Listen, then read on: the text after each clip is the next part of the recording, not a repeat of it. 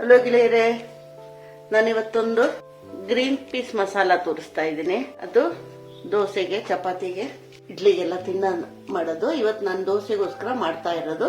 ಸುಲಭ ಆಗಿದ್ದು, ಸ್ವಲ್ಪನೇ ಸಾಮಗ್ರಿಗಳು ಸಾಕು, ತುಂಬಾ ಏನ್ ಬೇಕಾಗಿಲ್ಲ. ನೋಡಿ, ಗ್ರೀನ್ ಪೀಸ್ ಬಟಾಣಿ ನೆನೆ ಹಾಕಿದ್ದೀನಿ. ಒಣಗಿದ ಬಟಾಣಿ ಅದು, ನಾನು ರಾತ್ರಿನೇ ನೆನೆ ಹಾಕಿದ್ದೀನಿ.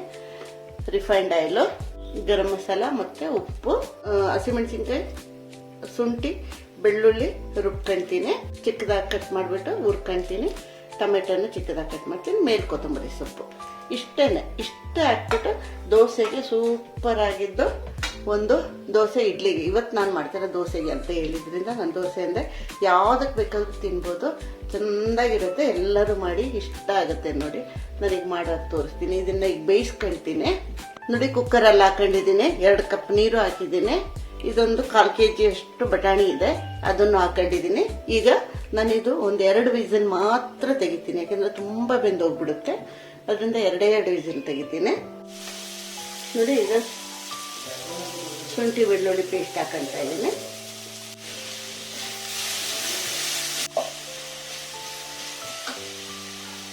ಈಗ ಟೊಮೆಟೊ ಹಾಕೊಳ್ತೀನಿ.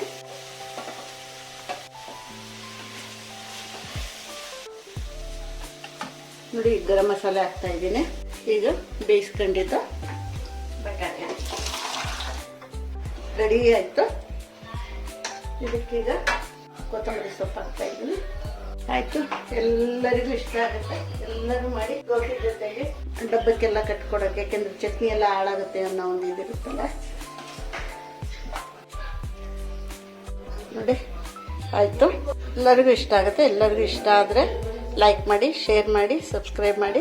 ತಿಂದಾದ್ಮೇಲೆ ಮಾಡ್ತೀನಿ, ನೋಡಿದ ಮೇಲೆ ಕಮೆಂಟ್ಸ್ ಮಾಡಿ.